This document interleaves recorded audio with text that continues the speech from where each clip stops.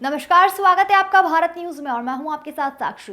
इस वक्त की बड़ी खबर जयपुर से आ रही है। आपको बता दें कि जयपुर के हवा महल विधानसभा के विधायक श्री बाल मुकुंदन आचार्य ने बड़ी चौपड़ और मानक चौक थाने का अचानक से निरीक्षण किया, जहां हमारे संवाददाता गगन चौहान ने बाल मुकुंदन आचार्य से वार्तालाप की और महाराज जी से जाना कि जब से वह हवा महल विधानसभा में जीत कर आए हैं तब से किसी न किसी बात पे विवाद में उलझ रहे हैं और अब महाराज जी फिर से एक नए विवाद में सुर्खियों में हैं। वह विवाद है कि विद्यालय में मुस्लिम बच्चियां हिजाब पहनकर आती है, जहां स्कूल की ड्रेस कोड में दूसरी बच्ची आती है। यह धार्मिक नजरिया से देखा जा रहा है। इस विवाद को लेकर मुस्लिम समुदाय में भारी आक्रोश है।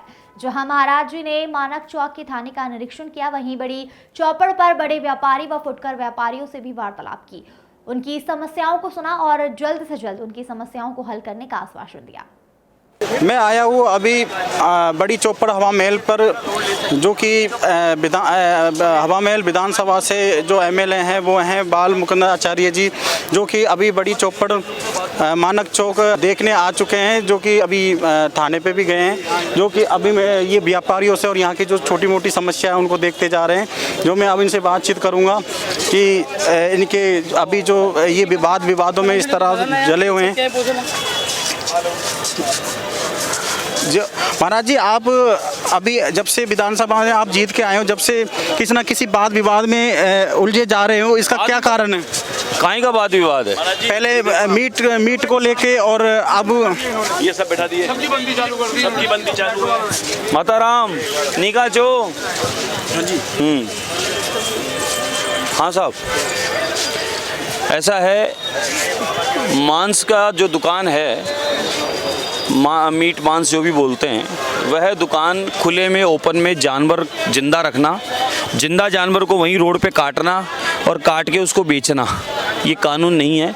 आप लाइसेंस लो, साफ सफाई रखो और नियम कायदे के अनुरूप दुकान के अंदर वो काम करो।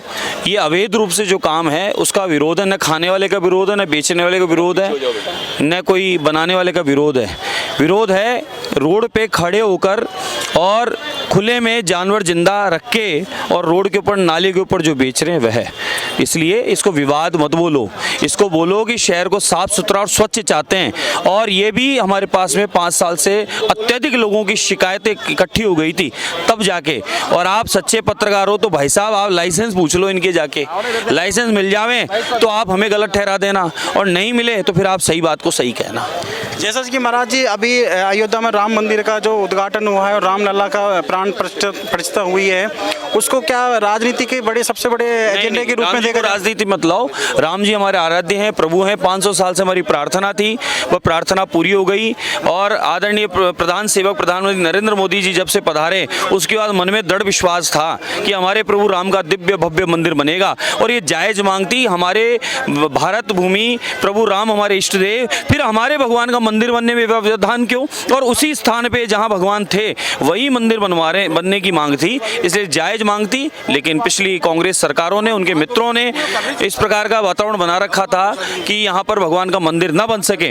लेकिन हमारे को पूर्णतः विश्वास आदरणीय मोदी जी पर भी था कि अब हमारी भाजपा सरकार, मोदी जी की सरकार केंद्र में है, तो कोर्ट में जो मामला चल रहा है उसमें व्यवधान उत्पन्न नहीं हो। और हमारे लिए हमारे को न्यायालय पर विश्वास भी था और न्यायालय पे फैसला आया और तुरंत मंदिर बन गया। अब महाराज जी, जैसे कि अयोध्या के बाद में वाराणसी ज्ञानवापी का जो आया है, अब ये क्या हिंदुत्व की सबसे बड़ी जीत मानी जाएगी जो अब ये जो फैसला आएगा आने वाले समय में? देखिए, हमारे प्राचीन जितने भी धर्म स्थल हैं, अध्यात्म केंद्र हैं, वो सब बनने ही चाहिए। जिस प्रकार से विध्वंसकारियों ने, आतंकवादियों ने उस समय आए, लूटपाट की और हमारे देश के मंदिरों को तोड़ा फोड़ा, खंडित किया, मूर्तियों को हटा दी गई, वो सारे मंदिर पुनः जीर्णोद्धार होने चाहिए। इसमें किसी को आपत्ति नहीं होनी चाहिए। ये तो हमारी सनातनियों की, इष्ट देव के, भगवानों के स्थान है, ये बनना चाहिए, सबको खुशी है इसमें। और ये बता दूं मैं आपको, ये पहले प्रधानमंत्री जी ऐसे आए जिनके साथ 36 कौम का विश्वास है, 140 करोड़ लोगों का विश्वास है, और उन्हीं के विश्वास को आज भारत को विश्व गुरु के रूप में और पूरी दुनिया में ऐतिहासिक रूप में महाशक्ति के रूप में भारत देख रहा है। महाराज जी, आपने विधानसभा में एक मुद्दा उठाया, ई रिक्शा चालकों के लिए प्रकोटे में जो ये काफी आयात है देखा जाता है, इसके बारे में आप क्या कहेंगे? अब ई रिक्शा एक भारी सरदर्द हमारे यहाँ के क्षेत्र के व्यापारियों के लिए। ई रिक्शा की शिकायत है कि व्यापारी लोग अपना सामान रखते हैं, दूसरा थैला उठाने जाते हैं, ई रिक्शा गायब। माता बहनों की शिकायत है, पर्स चोरी हो जाती है, उनसे झंझटबाजी करते हैं और उनको कई जगह कुछ गलत जगह उन्होंने हाथ वाथ लगाए करी। ये शिकायतें दर्ज है थानों के अंदर। ई रिक्शा में अपराधी किस्म के कोई लोग हैं, उनकी आइडेंटिटी चेक होनी चाहिए। ई रिक्शा 50-60 हज़ार यहाँ चल रहे हैं, वो इतने की आवश्यकता नहीं है। ई रिक्शा को अलग अलग रूट देना चाहिए, कलर एक होना चाहिए, इनका आई कार्ड बनना चाहिए और इनको ड्रेस कोड भी होना चाहिए, इनकी पहचान भी होनी चाहिए और पूरी जो प्रक्रिया उसके माध्यम से ई रिक्शा चलावें, क्योंकि 100 ई रिक्शा एक व्यक्ति रखता है और बांग्लादेशियों को किराए पर देता है और वो यहाँ चलाते हैं और यहाँ पर रहकर वो गलत गतिविधियों में कहीं कहीं संलग्न रहते हैं। इसलिए यहाँ के सब लोग बदनाम होते हैं उनकी वजह से कि जयपुर में आपराधिक घटनाएं घट रही है। तो आपराधिक घटनाएं करने वाले ये बाहर के, या तो इधर उधर राज्य के आए हुए छुपते हुए छुपाते हुए जो यहाँ छुपे पड़े हैं, या फिर बांग्लादेशी यहाँ पर रह रहे हैं और वही कहीं ना कहीं इन सब कार्यों में संलग्न है। महाराज जी, जैसे कि गोविंद सिंह टोडासरा जी ने कहा है कि ऐसे माननीयों का क्या करें कि जिन्हें विधानसभा का कुछ पता ही नहीं है, तो इसके बारे में आपको क्या क्या कहना है? देखिए, टोडासरा जी माँ के पेट से सीख के नहीं आए थे, है ना। और टोडासरा जी जो स्थिति में कांग्रेस को उन्होंने पहुंचाई है वो सबको पता है। उनके बड़बोले बोल और जो घोटाले उनके पूरी दुनिया में विख्यात हैं। 19 बार पेपर लीक के घोटाले के सबसे बड़े महारथी वही हैं और अपने परिवार को सबको RS-IAS बनाने के प्रक्रिया में RS जो बनाए, एक ही नंबर सबको प्राप्त हुए, वो भी सबको पता है। इसलिए क्या बोखलाट में परेशान है भी वो हमारे आदरणीय टोडासरा जी, और ईडी उनको जिस तरीके से जांच के दायरे में वो आ गए हैं तो अभी वो परेशान है, थोड़े मस्तिष्क से भी उनका कहीं ना कहीं गड़बड़ हो गया मामला, इसलिए वो बौखला गए। महाराज जी, जैसे कि शुरुआत में आप आए हो कि बाबा नहीं बवाल है, तो महाराज जी इसके बारे में आप नहीं, बवाल नहीं है, बाबा ही है। जो गलत गतिविधियां होगी, जो नियम कायदे में नहीं रहेगा, उनको तो परेशानियां होनी है। गलत गतिविधियां आपराधिक किस्म के लोगों को भय रहना चाहिए और हमारे आदरणीय भजनलाल जी की सरकार का पहला संकल्प है कि यहाँ पर किसी प्रकार की आपराधिक किस्म की आपराधिक प्रवृत्ति के लोग अभी लेटेस्ट जो सबसे बड़ा मुद्दा उठाया है कि आपने जो बालिका होती हैं, जो मुस्लिम बालिका होती है, उसके जो बुर्का पे या इस अरे साहब नहीं, गलत बोल रहे हैं आप। स्कूल ड्रेस में आना है, सबके लिए अनिवार्य है। वहाँ बच्चों में मतभेद मत डालो, क्या हिंदू क्या मुस्लिम, सबको साथ बैठने दो, एक ही पोशाक में रहने दो, उनका प्रेम बनने दो। ये कोई बात थोड़ा ना हुई ये बच्चे तो बुर्के में आएंगे, ये बच्चे स्कूल ड्रेस में आएंगे। सबको एक साथ एक ड्रेस में आने दो, उनका प्रेम बनेगा, आपस में भाईचारा बनेगा। और राष्ट्र की उन्नति की बात करो, आप क्यों इनमें फंसाना चाहते हो? बच्चों को पढ़ने दो। महाराज जी, जैसे आपको अभी धमकी मिली है, इसके बारे में आप क्या कहोगे? धमकियों से महाराज जी घबराने वाले नहीं है। सिक्योरिटी को अभी सरकार आपकी सिक्योरिटी के लिए क्या कर रही है? बिल्कुल आया, एक मिनट रुक जाओ बस। ये गुटके कौन थूक रहा है भाई? ये महाराज जी, आपकी सिक्योरिटी को लेकर अभी क्या चल रहा है? अरे भैया, आपकी सिक्योरिटी को लेकर क्या चल रहा है महाराज जी? सिक्योरिटी, ये पूरा परिवार है हमारे जयपुर का, ये हमारी सिक्योरिटी है और हमारे बालाजी सरकार है वो हमारी सिक्योरिटी है। तो अगर कल को कभी कोई आपके बड़ा हादसा ऐसा कोई घटना होती है तो उसका जिम्मेदार कौन माना जाएगा? अगर किसी तरह का कोई सुनिए, मारना और पैदा करना ऊपर वाले के हाथ है, इसलिए हमें कोई चिंता नहीं है। कहाँ के? जैसा कि आप देख रहे हैं कि बड़ी चौपड़ पर और परकोटे में महाराज जी आरक्षण निरीक्षण करने के लिए आए हैं और जो बाजार की जो छोटी मोटी समस्या हैं उस पर गौर करने आए हैं और वो हर व्यापारी, हर नागरिक, हर तरीके से लोगों से मिल रहे हैं। आप अभी देख रहे हैं हर एक की समस्या सुनते जा रहे हैं और जितना हो सकता है वो अपने समाधान करते जा रहे हैं। हर व्यापारी से, हर रोड पे छोटे या बड़े या जैसे फुटकर के जो व्यापारी है उनसे भी वो बातचीत कर रहे हैं कि अब इसकी महाराज जी किस तरह से इसका समाधान करेंगे अपनी विधानसभा क्षेत्र के अंदर। मैं बड़ी चौपर पे खड़ा हूँ और इस वक्त जो महाराज जी हैं वो आरक्षण निरीक्षण करते जा रहे हैं, व्यापारियों की जो समस्या है उसके समाधान सुनते हुए और उनकी समाधान को देखते हुए निकलते हुए जा रहे हैं। मैं यहाँ के व्यापारी हैं बड़ी चौपर के, इनसे मैं बातचीत करता हूँ, इनकी क्या इस तरह की समस्या है जो महाराज जी इनकी समस्या को सुने और उसका निवारण करें। नमस्कार सर, आपका नाम? मेरा नाम महेश चंद है, मेरी दुकान पास में ही है। यहाँ पर इतना टूरिस्ट आता है, इतनी औरतें आती, इतने ग्राहक आता, हजारों लाखों आदमी आते हैं। उनके लिए वॉशरूम सुविधा पहले थी, जब से मेट्रो बना है, जब से उन्होंने हटा दी, अब मेट्रो वाले जगह नहीं दे रहे हैं इसके लिए। हम 2 साल से लड़ाई कर रहे हैं लेकिन वो जगह नहीं दे रहे हैं। वॉशरूम कितना ज़रूरी है इंसान के लिए तो आप खुद भी समझते हैं, इसलिए वॉशरूम की जगह दी जाए कैसे भी। जिस तरह पर्यटन का माना हुआ स्थल है यहाँ भी है, ग्राहक भी आता है, सारे लाखों आदमी आते हैं यहाँ। इतनी लेडीज परेशान रहती है। तो ये सबसे बड़ी समस्या है जो महाराज जी को आपने बताई है। अब इस महाराज जी इस पे क्या एक्शन करना चाह रहे हैं? वो मेट्रो वाले आ रहे हैं, उनसे बात चल रही है। अच्छा, तो इसमें मेट्रो वालों का में अहम रोल रहेगा। मेट्रो जगह देगी, निगम तैयार है बनाने के लिए। जी, निगम बिल्कुल तैयार है। और भी हम बात करते हैं, ये हमारे और पास में खड़े व्यापारी, इनसे बात करते हैं। नमस्कार सर, आपका नाम? नमस्कार, जितेंद्र सिंह नाम है। काफ़ी समय पहले यह वाशरूम होता था, आज से 10 साल पहले, जो कि आने जाने वालों के लिए बहुत सही रहता था। लेकिन जब से ये मेट्रो बनी है, इससे काफ़ी परेशानी हो रही है यात्रियों को। मतलब जो व्यापारी हैं और वाशरूम के लिए बहुत परेशान होता है, आदमी ढूंढता फिरता हर जगह।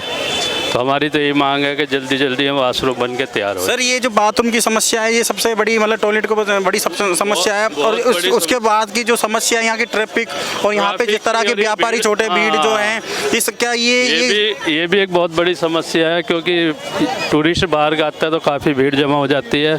उसी की आड़ में कुछ आदमी गलत भी होते हैं। जिस तरह की जयपुर को गुलाबी नगरी से कहा जाता है, लेकिन वास्तविकता का अगर देखा जाए तो यहाँ ऐसा कुछ दिख नहीं रहा। जिस तरह पहले ऐसा होता था कि खुलापन रहता था, अब काफ़ी लोगों ने अपना यहाँ पर डेरे जमा रखे हैं। इस वजह से यहाँ पर ट्रैफिक भी और भीड़ भी हो जाती है। तो इसका कुछ समाधान तो बाल मुकुंद हमारे विधायक साहब ही करेंगे। हम अभी तक बात कर रहे थे बड़े व्यापारी से, अब यहाँ के जो फुटकर व्यापारी हैं उनसे हम बात करते हैं। जो ये रोड साइड पे ये नामी है, ये अग्रवाल पकौड़ी के नाम से मशहूर हैं, और इनसे यहाँ की जो बड़ी समस्या, छोटी समस्या, उसके बारे में भी जानते हैं। नमस्कार सर, आपका नाम? महेश अग्रवाल। सर, आपका काम? व्यापार? पकौड़ी का धंधा है, पकौड़ी के ठेले लगाते हैं। सर, आपकी यहाँ क्या समस्या रही है? अभी जो महाराज जी निरीक्षण करना है, उसके बारे में आपका क्या कहना है? नहीं, पहले ये मालूम पड़ा किस चीज़ के बारे में आए हैं। सरसारी जो शौचालय के बारे में आए हैं, शौचालय बनाना चाहिए। शौचालय नगर निगम जगह पे बनाना चाहिए। भाई यहाँ बनाएंगे तो हम 50 आदमी बेरोजगार हो जाएंगे। हम जो गरीब आदमी है, पर उनके लिए क्या सोचा महाराज जी ने? आप जिस तरह से ये रोड पे जो लगा रहे हो, यहाँ पे क्या ट्रैफिक बाधित नहीं होता है? या जो पब्लिक टूरिस्ट या जो अन्य जो यहाँ सामान खरीदने के लिए आते हैं, उनको क्या परेशानी नहीं होती, या आपको परेशानी नहीं होती इस चीज़ को लेके? नहीं सर, हम 27 साल से 27-28 साल हो गए लगाते हुए यहाँ पर। अब यही हमारा रोजगार है और इसी से हमारा घर चलता है सबका। और यहाँ तो ट्रैफिक नहीं, ट्रैफिक के अंदर लगे हुए हम तो डिवाइडरों के। नहीं, आज से 27 साल पहले की बात कुछ अलग है। आज जयपुर कुछ अलग तरीके से जाना जा रहा है। आज से 25 साल पहले की जनसंख्या में कुछ अलग वृद्धि थी, आज की वृद्धि कुछ अलग है। आज जिस तरह हम देख रहे हैं कि यहाँ पे इतना भयंकर ट्रैफिक है कि पैर रखने को जगह नहीं मिलती है। कोई आम बुजुर्ग या महिला से सीधे रोड पार नहीं कर सकती है। तो आप नहीं चाहते कि गवर्नमेंट से आपको कोई ना कोई इस तरह का जगह मिले सेफ जोन में, कि आप सारे व्यापारी को जो ठेला या किसी तरह की ऐसी? बिल्कुल चाहते हैं सर। इसके बारे में आप महाराज जी से अब क्या इसके लिए आप आवाज़ उठाना चाहोगे? ये चाहेंगे कि साहब हम गरीबों के लिए कोई रोजगार योजना निकाले, या कोई छोटी मोटी जगह निकाले, जगह दे दे हमारे, तो उससे हम अपना रोजगार गुजर बसर कर सके। और ये आप ये चाहते हो? हाँ बिल्कुल चाहते हैं सर, हम तो ये चाहते हैं, बिल्कुल सरकार से चाहते हैं, और पहले चाहते हुए आए हैं कि हमें कोई छोटा मोटा धंधा दी जाए जो भी बिना पैसे वाला। कि पैसे हमारे पास है नहीं है कि साहब लाख 2 लाख करोड़ों रुपए हम खर्च कर सकें। हम तो सरकार से ये उम्मीद करते हैं कि कोई हमें 4x4 की कोई जगह दे दी जाए, स्थायी जगह दी जाए, जिससे हम आए दिन की परेशानी से निजात पाए। तो आप यहाँ पे लगाने का कुछ देते हो, या कोई नगर निगम से कोई आपकी पर्ची कटती है, कोई टैक्स वगैरह, या कोई गवर्नमेंट की तरफ से किस तरह का कोई यहाँ पे आपका कोई किराया लगता है? नगर निगम वाले आए दिन सामान ले आते हैं उठा के, नहीं उसकी पर्ची कटानी पड़ती है। आए दिन का मतलब महीने में 1-2 बार तो हमारा सामान चल जाता है, जब 4-5 हज़ार रुपये का हमको उसका जुर्माना भरना पड़ता है। तो ये बड़ी समस्या रही है आपके छोटे व्यापारियों के लिए, बहुत बड़ी। तो आप ये चाहते हो कि ये जल्दी से आपको कोई स्थायी जगह परमानेंट आपको मिले, हाँ। और यहाँ के जो वातावरण है, जो यहाँ का ट्रैफिक है, वो दूषित ना हो। हाँ हाँ बिल्कुल सर, किसी तरह की परेशानी ना हो, ना व्यापारी को ना पब्लिक को। जी, जैसा कि आपने देखा कि यहाँ पे बड़ी चौपर पे किस तरह का माहौल है, ट्रैफिक को लेके, पब्लिक को लेके, और यहाँ के व्यापारियों को लेके, यहाँ की जो समस्या है उनके बारे में उन्होंने अपने बारे में एक समस्या बताई है। महाराज जी इसके क्या समाधान निकालेंगे ये आने वाले वक्त में पता लगेगा। देखिए जिस तरह से यहाँ पे रोडों के नुक्कड़ों पे जिस तरह मेरे कैमरामैन से कहूँगा वो एक बार दर्शाए कि यहाँ पे नुक्कड़ों पे किस तरह की भीड़ है, और ये सारे जितने छोटे व्यापारी हैं अपने काम को करते हैं। बड़ी दिक्कतें होती है इनको, यहाँ पे इनको ट्रैफिक पे भी दिक्कत होती है, पब्लिक से भी दिक्कत होती है। और ये मांग कर रहे हैं कि महाराज जी से या विधानसभा के क्षेत्र से कि इनको कोई ना कोई स्थायी एक जगह मिले, और स्थायी जगह मिलने के बाद इनको सुचारू रूप से इनका व्यापार चले और इनको किसी तरह की कठिनाई या परेशानी ना आए। और भी हम यहाँ पे बात करते हैं कि जैसे कि ये हमारे यहाँ माता जी हैं और इनकी जो समस्या है इनसे भी, क्योंकि महिला हैं तो महिला की भी समस्या हम सुनेंगे। नमस्कार अम्मा जी। 4 महीना से पेंशन को नारी जाओ तो लोग में तड़ा तक बैंक में जाओ, बैंक आड़ा कर लोग में तक जाओ। हमारा तो कोई बेटा बहुत कुंड रोटी देवती था नाम हमारे पेंशन का गुजार 10,000 रुपया जो पेंशन का बे बंद होगा 4 महीने से। तो आप इस बात को लेके महाराज जी के पास गई हो? मैं जानू को महाराज जी को दो, महाराज जी का करा। आपके विधानसभा के एमएलए हैं तो आपकी ये समस्या वो सुनेंगे। वहाँ कन गई थी बैंक जाओ कोई जाएगा पार्सन का जाओ तो पार्सन पे बगाओ से अब कोर्ट हमें बताओ। नहीं तो आप महाराज जी के पास जाइए और महाराज जी से बोलिए कि हमें ये समस्या है। आप एक महिला हैं, महिला की जो पेंशन की या और किसी तरह की समस्या तो आप उनको बताती नहीं हो। हाँ तो बता के आए थे और किसके पास गए थे, हमारे पार्सल सुनते नहीं, हमारा का बुंगला जानते नहीं कहाँ रहता ही। तो आपके घर में कोई शिक्षित कोई आपका शिक्षा नहीं, मेरा लड़का भी अनपढ़ है, पुताई में जाता है, बहुत चूड़ा बेचती है, गुजारा करती है चूड़ा बेच के चौपड़ पे।